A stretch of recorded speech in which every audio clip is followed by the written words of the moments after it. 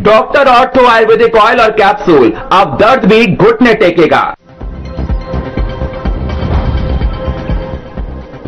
रुड़की के जीवन दीप आश्रम पहुंचे मुख्यमंत्री पुष्कर सिंह धामी, पत्नी गीता धामी भी रही साथ। आश्रम में सीएम धामी ने किया हवन पूजन।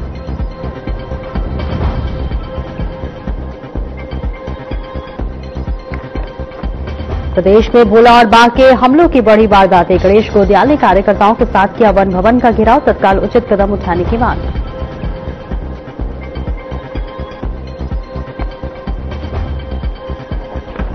हल्द्वानी में नए स्थायी निवास प्रमाण पत्रों की हो रही जांच। 48 प्रमाण पत्र पाए गए फर्जी। एसडीएम ने संदिग्ध पत्रों को किया रद्द। और नैनीताल में प्रेशर हॉर्न के खिलाफ पुलिस की कार्रवाई। 47 वाहन चालकों पर किया 47,000 रुपए का चालान। नियम तोड़ने वालों पर सख्ती बरतने की कही बात।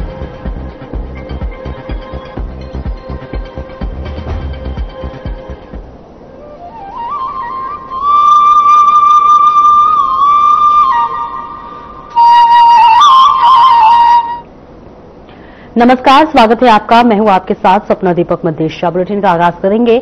मुख्यमंत्री पुष्कर सिंह धामी ने अपनी पत्नी गीता धामी के साथ रुड़की जीवनदीप आश्रम में पहुंचे, जहां उनका भव्य स्वागत हुआ। आश्रम परिसर में मुख्यमंत्री ने हवन पूजन कर प्रदेश की खुशहाली और शांति की कामना की। मंच पर संतों और साधुओं को भी विशेष मौजूदगी रही। सीएम धामी 1100 बाल कन्याओं के पूजन और 5 कन्याओं के विवाह कार्यक्रम में भी शामिल हुए। इस दौरान धार्मिक माहौल में जयकारे भी गूंजे। कार्यक्रम स्थल पर भारी भीड़ जुटी रही और बीजेपी कार्यकर्ताओं ने नारे लगाकर मुख्यमंत्री का जोरदार स्वागत किया।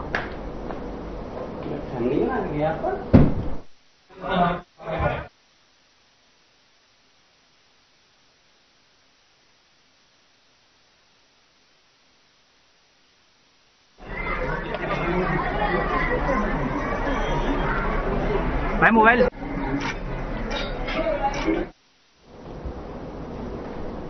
उत्तराखंड के पर्वतीय और ग्रामीण क्षेत्रों में जंगली जानवरों, विशेषकर भालू और बाघ के हमलों के हाल ही में तेजी से वृद्धि हुई है, जिसमें स्थानीय निवासियों में डर का माहौल बना हुआ है।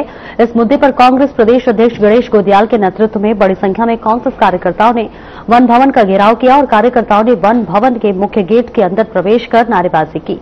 साथ ही कांग्रेस नेतृत्व ने वन विभाग से तत्काल कदम उठाने की मांग करते हुए ज्ञापन सौंपा और कुछ सुझाव भी दिए।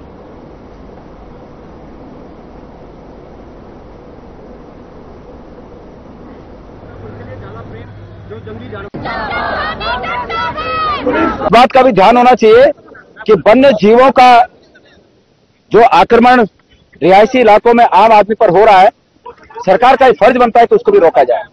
लेकिन जब मैंने अतीत में बिना किसी आंदोलन के, बिना किसी धरने प्रदर्शन के सरकार को ये राय दी, कई बार राय दी, सोशल मीडिया के माध्यम से राय दी कि सरकार वन्य जीव और मानव के बीच के संघर्ष को, जो कि आज का नहीं है, मैं इस सरकार को इस संघर्ष के लिए इस रूप में कटघरे में खड़ा नहीं कर रहा हूं कि ये इन्होंने इजाद किया, ये आदि काल से है, पहले से है, लेकिन इस सरकार को इस रूप में कटघरे में खड़ा कर रहा हूं कि इसको रोकने के लिए इनके पास इच्छा शक्ति नहीं है और इनकी इच्छा शक्ति जागे, इसलिए आज हमने यहाँ पर आकर ये प्रदर्शन किया।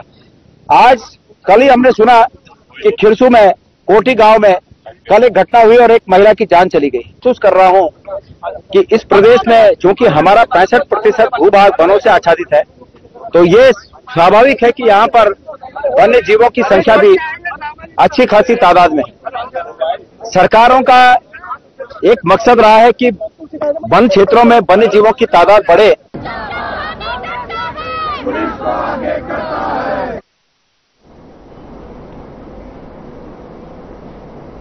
और उत्तराखंड के हल्द्वानी तहसील में पिछले 5 सालों में बनाए गए स्थायी निवास प्रमाण पत्रों की जांच के दौरान 48 प्रमाण पत्रों फर्जी पाए गए हैं और इस दौरान जिलाधिकारी के निर्देश पर जिले के सभी तहसीलों में जांच जारी है, जिसमें हल्द्वानी तहसील में 150 से 200 प्रमाण पत्रों की जांच की गई है।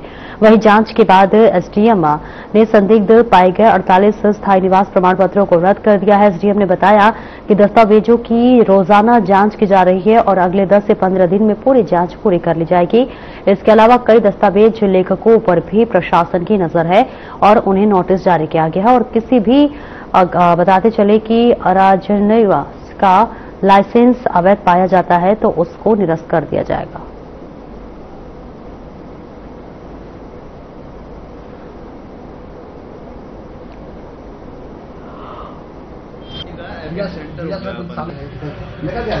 एक प्रमाण पत्र के संबंध में जांच की गई जिसमें कि कई प्रकार की अनियमितताएं पाई गई थी। उस प्रमाण पत्र को निरस्त भी किया गया था। तहसीलदार के द्वारा उस संबंध में एफआईआर भी दी गई है। उसी के क्रम में माननीय मुख्यमंत्री जी द्वारा संज्ञान लेते हुए सभी प्रमाण पत्रों की जांच करने के निर्देश दिए गए थे, जिसमें तहसील हल्द्वानी में 2020 से अभी तक जितने प्रमाण पत्र जारी हुए हैं सभी की एक जांच की जा रही है। वर्तमान में 2020 से लेकर 25 तक के हमारे 1200 प्रमाण पत्र में चिन्हित किए, जिनकी भी जांच चल रही है। जिस जांच में अभी 150 से अधिक प्रमाण पत्रों का जो डॉक्यूमेंट्स है स्क्रूटनाइज किया जा चुका है, जिसमें 48 से अधिक ऐसे प्रमाण पत्र हैं जिनमें अनियमितताएं हैं, जिनको निरस्त किया जा रहा है। और जो भी उसमें अभिलेख हैं उनकी पुष्टि की जा रही है। यदि कोई कोर्ट अभिलेख उसमें पाया जाता है तो उसमें भी प्राथमिकी दर्ज की जाए।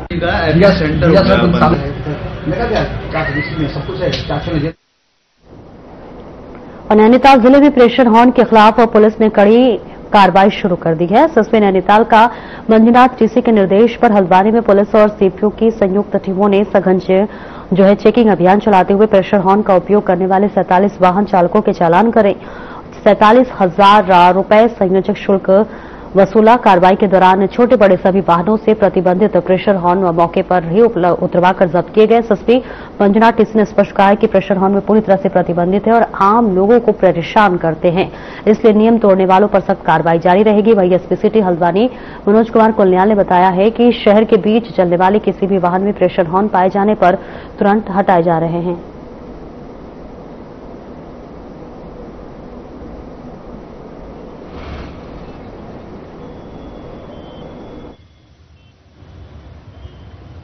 निश्चित रूप से ये जो प्रेशर हॉर्न है ये एमबी एक्ट के अंतर्गत ये अलाउड नहीं है इसमें, और इससे न केवल ध्वनि प्रदूषण होता है बल्कि अचानक से पीछे से हॉर्न की तेज आवाज आने से सामने वाला जो चालक है वो कभी चौंक भी जाता है, उसकी वजह से भी एक्सीडेंट होते हैं।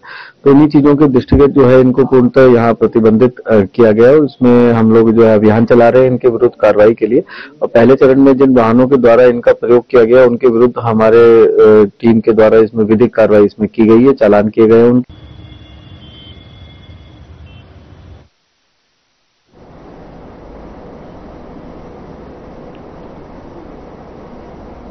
और देहरादून पुलिस अब साइबर क्राइम रोकथाम में युवाओं की ताकत का इस्तेमाल करने की तैयारी में है। इसी के तहत शहर की कई यूनिवर्सिटीज के छात्र छात्राओं के बीच साइबर प्रतियोगिता का आयोजन किया गया, जिसमें साइबर घटनाओं का पता लगाने और रोकथाम के लिए उनके सुझाव और आइडियाज लिए गए। बेहतर प्रदर्शन करने वाले युवाओं को सम्मानित भी किया गया। इस बीच डीजीपी दीपम सेठ का कहना है कि साइबर अपराधों से इस बीच निपटने के लिए युवाओं की तकनीकी समझ और कौशल काफी उपयोगी है और उनके आइडिया को केंद्रीय एजेंसियों के साथ भी साझा किया जाएगा ताकि इसे विभिन्न स्तरों पर इस्तेमाल किया जा सके।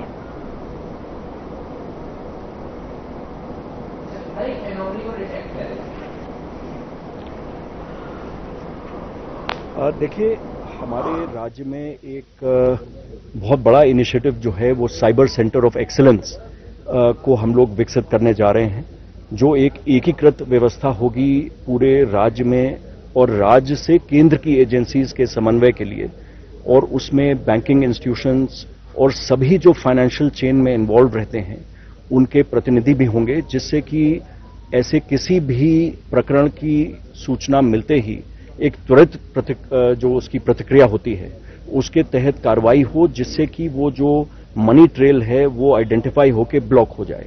तो इसमें कई इनिशिएटिव्स हम लोग कर रहे हैं। हमारे पुलिस फोर्स से बहुत बड़ी संख्या में साइबर कमांडोज सेलेक्ट हुए हैं जो प्रशिक्षण अपना पूरा करके विभिन्न चरणों में वापस आ रहे हैं, और हम लोग अपने पूरे साइबर सेल के और जो साइबर क्राइम के विरुद्ध जो हमारा नेटवर्क है उसको हम सुदृढ़ कर रहे हैं। और इसी उद्देश्य से आज यहाँ इन बच्चों से हम लोगों ने इस मुहिम में जुड़ने का आह्वान किया है। और उत्तराखंड के पर्वतीय क्षेत्रों से हो रहे लगातार पलायन के बीच में अब एक सकारात्मक तस्वीर सामने आई है।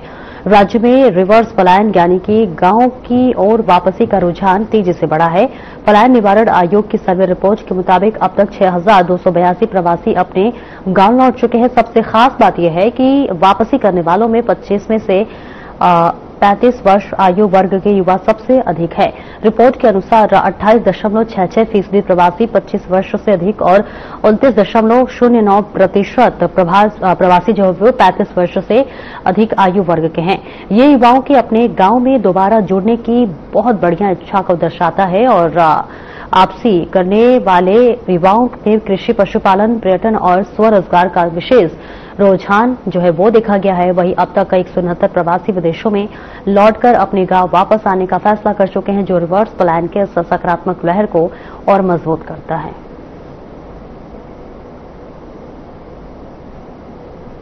रानीखेत होते अल्मोड़ा का मेन रोड बंद था, रानीखेत होते पहुंचा, मुझे लग रहा था लोग आएंगे। अल्मोड़ा से देहरादून आते आते देखो जो आदमी देखिए, ये जो रिवर्स पलायन की रिपोर्ट है हमारी अगस्त सितंबर के बीच में निकली है और एक व्यापक सर्वे पूरे प्रदेश के हर ग्राम पंचायत में सर्वे कराया गया और हम रिवर्स पलायन उसको मान रहे हैं जो व्यक्ति अपने गांव से गया था और गांव लौटा।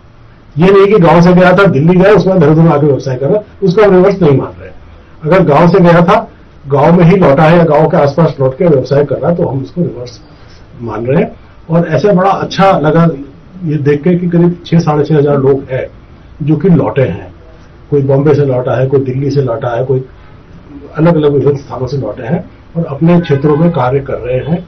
साथ साथ अपना स्वरोजगार तो कर ही रहे हैं, 2-4 युवाओं को भी साथ उन्होंने जोड़ा है। तो ये बहुत अच्छी एक जानकारी आपको प्राप्त हुई। अल्मोड़ा से देहरादून आते आते देखो जो आदमी। और आगे बढ़ेंगे। दिनेशपुर के एक निजी स्कूल में खेल दिवस बड़े ही धूमधाम के साथ मनाया गया, जिसमें विभिन्न खेल प्रतियोगिताओं के साथ साथ बच्चों ने अपनी शानदार प्रतिभा का शानदार प्रदर्शन किया। तो वही कार्यक्रम में क्षेत्रीय विधायक अरविंद पांडे बतौर मुख्य अतिथि पहुंचे और उन्होंने कार्यक्रम में बच्चों का उत्साह बढ़ाया। जहां इस दौरान विधायक अरविंद पांडे ने कहा कि इस तरह के कार्यक्रम समय समय पर आयोजित होने चाहिए, क्योंकि खेल के जरिए बच्चे अनुशासन, टीम वर्क और आत्मविश्वास सीखते हैं और आगे चलकर बहुत ऊंचाई तक जा सकते हैं।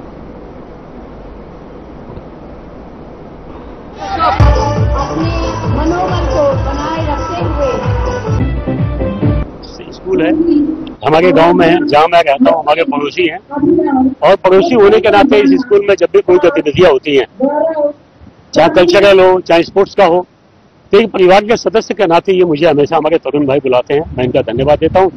और इसे निश्चित ही इस स्कूल में बच्चों के पर्सनालिटी डेवलपमेंट के लिए चाहे कल्चरल कार्यक्रम हो चाहे स्पोर्ट्स का हो प्रॉपर करते हैं, ताकि बच्चों का शारीरिक और बौद्धिक इसका विकास हो सके। मैं इस परिवार को बहुत बहुत शुभकामनाएं देता हूं और आज स्पोर्ट्स डे के अवसर पे मैं बच्चों को अपना आशीर्वाद देता हूं कि निश्चित ही इन गांव से बच्चे खेल कूद के आगे बढ़ेंगे। इन्हीं बच्चों में से कल कोई चल के स्टेट का खिलाड़ी बनेगा, नेशनल खिलाड़ी बनेगा, इंटरनेशनल खिलाड़ी बनेगा। किसी के भाग्य कुछ पता नहीं चलता और बच्चे प्रतिभावान है, बच्चे खूब आगे बढ़े। मैं विद्यालय परिवार को बहुत बहुत शुभकामनाएं देता हूँ, आशीर्वाद देता हूँ। एनुअल स्पोर्ट्स कार्निवाल है, ये हम हर साल आयोजित करते हैं अपने स्कूल में, जिसमें कि चारों हाउस के आपस में हम कंपटीशन कराते हैं, जिसमें green house, red house, blue house और येलो हाउस है। इन चारों के बीच में हम कंपटीशन कराते हैं। इंडोर गेम्स और आउटडोर गेम्स सारे कराते हैं। 100 मीटर की दौड़ है, 800 मीटर की दौड़, 400 मीटर की दौड़, रिले रेस, कबड्डी, खो खो, शतरंज, टेबल टेनिस, ये सारे गेम्स का हम आयोजित करते हैं और बच्चों को इंटर जो हाउस है उसमें कंपटीशन करा के विजेता घोषित करते हैं। और इस साल का विजेता हमारे येलो हाउस है, जो कि ऑल ओवर परफॉर्मेंस जो दिया है येलो हाउस में दिया है, तो उसको ये जो हमारा स्कूल का मेन जो अवार्ड है वो येलो हाउस को जाता है।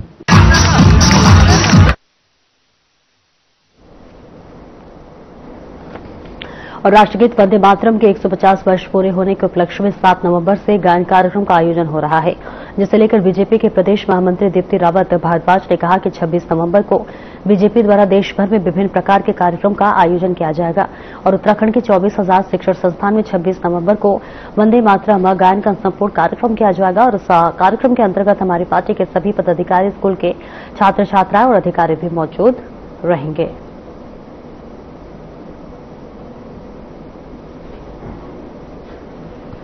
वंदे मातरम @150 यानी 150 वर्ष वंदे मातरम के पूरे हुए हैं 7 नवंबर को। उसको लेकर संविधान दिवस 26 नवंबर तक हमारे पूरे कार्यक्रम भारतीय जनता पार्टी ने देश भर में करने का आयोजन किया है और कई जगह उत्तराखंड में भी हमने बहुत सारे स्थानों पे ये कार्यक्रम किए हैं। 7 नवंबर को तो हमने देहरादून और हल्द्वानी कार्यक्रम किए। हल्द्वानी में प्रदेश अध्यक्ष जी मौजूद रहे और देहरादून का जो कार्यक्रम था उसमें मुख्यमंत्री जी और साथ में सभी ब्यूरोक्रेट्स, ऑफिशियल सभी लोग यहाँ उपस्थित थे। तो इस तरीके से 7 नवंबर से जो हमारा कार्यक्रम शुरू हुआ और लगातार बहुत सारे स्कूल्स में, कॉलेजेस में जो हमारे बच्चे हैं वो कैसे इस पे डिबेट में, कंपटीशन में पार्टिसिपेट कर रहे हैं, इसको कैसे उनकी पूरी इस पर एक प्रैक्टिस चल रही है, अभ्यास चल रहा है कि पूर्ण वंदे मातरम उनको आए। और ऐसे ही हमारे प्रदेश के जो जितने स्कूल्स हैं, विद्यालय हैं, महाविद्यालय हैं, लगभग 24,000 से ज्यादा जो हमारे स्कूल्स हैं, शिक्षण संस्थान हैं, वहां पर 26 तारीख को हमारा एक ही दिन और एक ही समय पर वंदे मातरम का संपूर्ण गायन एक होगा। मुझे लगता है ये भी एक बड़ा रिकॉर्ड जरूर बनेगा।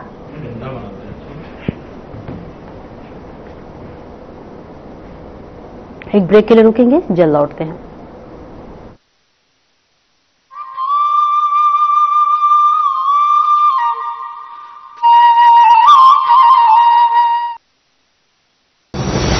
देवभूमि उत्तराखंड, जहां हिमालय की चोटियां आसमान छूती हैं और नदियां जीवन की धारा बनकर बहती हैं, यही उत्तराखंड अब विकास की नई गाथा लिख रहा है।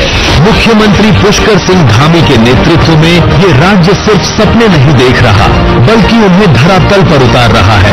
24 गेम चेंजर योजनाएं जो हर नागरिक के जीवन को छू रही हैं। अब शासन का मतलब है तेजी, पारदर्शिता और जिम्मेदारी। फाइलों में अटक जाने वाले फैसले अब धरातल पर नतीजों में बदल रहे हैं। हर विभाग को मिली है स्पष्ट दिशा, तय समय सीमा और एक ही मंत्र, गुड गवर्नेंस। सिर्फ नारा नहीं, हमारी कार्य संस्कृति है। खेती से लेकर पर्यटन तक, शिक्षा से लेकर स्वास्थ्य तक, कृषि, पशुपालन, मत्स्य, ग्राम्य विकास, पंचायती राज, पर्यटन, ऊर्जा, हर क्षेत्र में नई रफ्तार, नया विश्वास।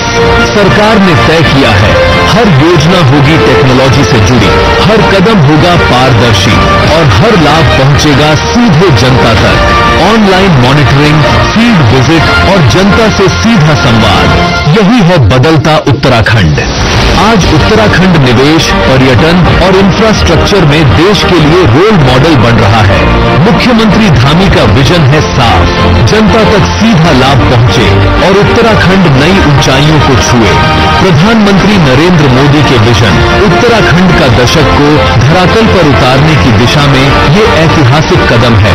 ये योजनाएं सिर्फ कागज पर नहीं, बल्कि धरती पर सांस ले रही हैं। गांव से शहर तक, खेत से बाजार तक, हर जगह एक ही बदलाव दिख रहा है। उत्तराखंड बदल रहा है, गति, पारदर्शिता और गुड गवर्नेंस के साथ। उत्तराखंड, पारदर्शी शासन, तेज विकास।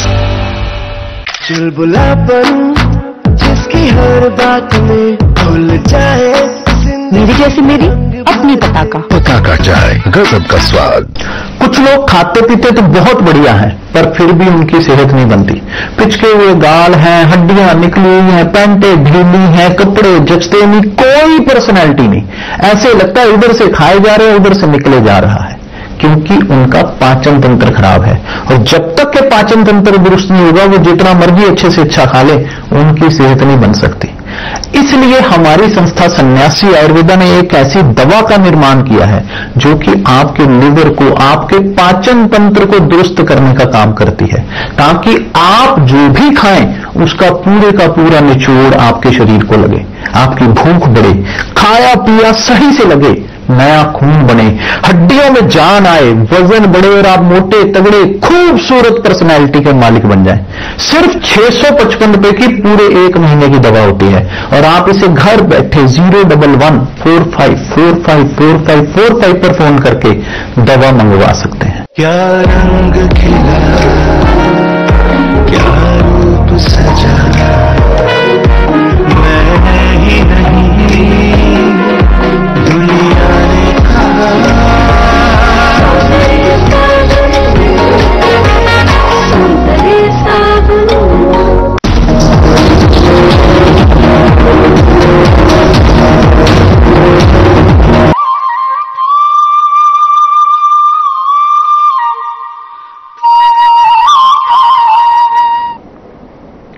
और ब्रेक के बाद एक बार फिर से स्वागत है आपका। खबरों में आगे बढ़ेंगे, जहां आपको बताते चले पीएम मोदी के इस बीच हालिया उत्तराखंड में हुई इस बीच आपको बताते चले जहां पर पीएम मोदी ने हालिया उत्तराखंड में पहुंचे हुए थे और इस बीच उन्होंने दौरा किया, बेहद महत्वपूर्ण बताया जा रहा है। और इसके साथ ही साथ आपको बताते चले ये तस्वीरें आपको इस वक्त दिखा रहे हैं जहां पर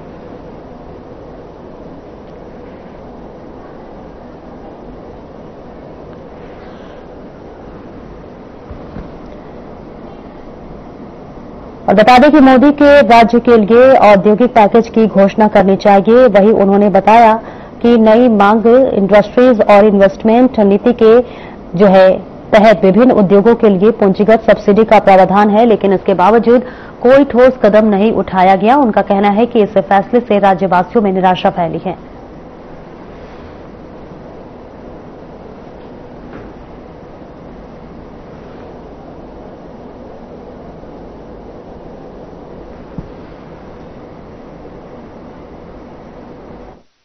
यहाँ पर औद्योगिक वातावरण बनता, लोगों को यहाँ पे रोजगार मिलना प्रारंभ हो जाता।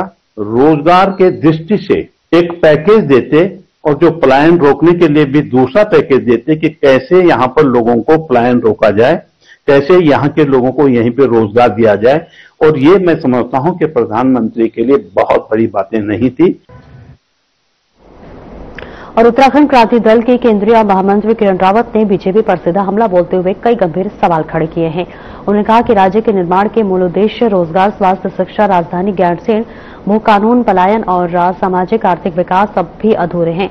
रावत के अनुसार पहाड़ों का अस्तित्व संकट में है और वही कारण है कि यूकेडी ने एक बार फिर से आंदोलन का बिगुल बजा दिया है।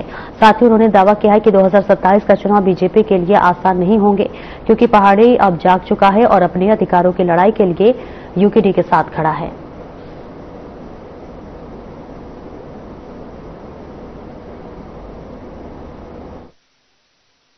देखिए, जैसा कि आप सभी ने पढ़ा होगा कि भाजपा की प्रदेश मंत्री नेहा जोशी जी का एक बयान सामने आ रहा है, जिसमें वो कहती हुई नजर आ रही हैं कि इस बार भाजपा देवभूमि उत्तराखंड में तीसरी बार जीत का परचम लहराएंगी।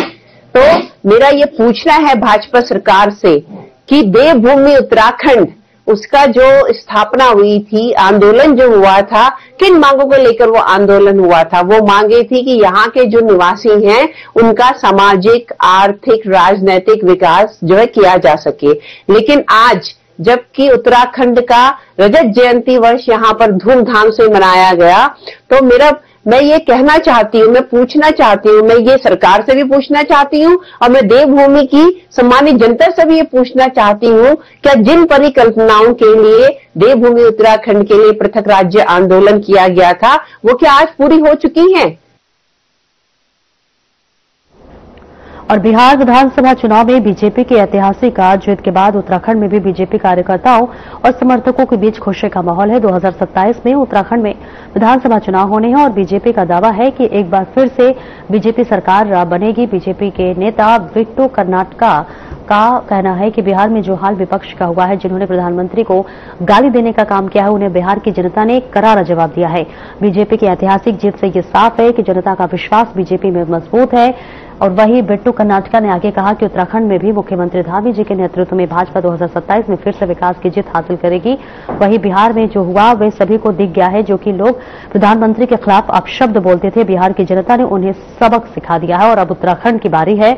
मुख्यमंत्री धामी के नेतृत्व में हम 2027 में भी विकास की जीत दर्ज करेंगे और भाजपा फिर से सरकार बनाएगी। तरीके से प्रतिपक्ष ने हल्ला किया था, बिहार की जनता ने स्पष्ट रूप से एनडीए के समर्थन वाली सरकार को ही मजबूती प्रदान की। जहां ये कह रहे थे कि हमारी सरकार बन रही है, हमारी सरकार बन रही है और बिहार से हम शुरुआत करेंगे, चाहे वो कांग्रेस हो या उनके अन्य सहयोगी हो। आज क्या स्थिति उनकी रही है? 200 से अधिक सीटों पर एनडीए ने एक बहुत बड़ा बहुमत प्राप्त किया और उसको देखते हुए आज कांग्रेस इस बात को समझती है, वो जानते हैं कि भारतीय जनता पार्टी के संगठनात्मक ढांचे का जो सिस्टम हमारा है, उसका मुकाबला कांग्रेस इस धड़ेबाजी के साथ नहीं कर सकती। उन्होंने उस बोतल का ढक्कन तो परिवर्तन किया, लेकिन अगर आप वो चेहरे देखेंगे तो वो 2022 के ही चेहरे हैं। फिलहाल इस बुलेटिन में इतना ही। नमस्कार।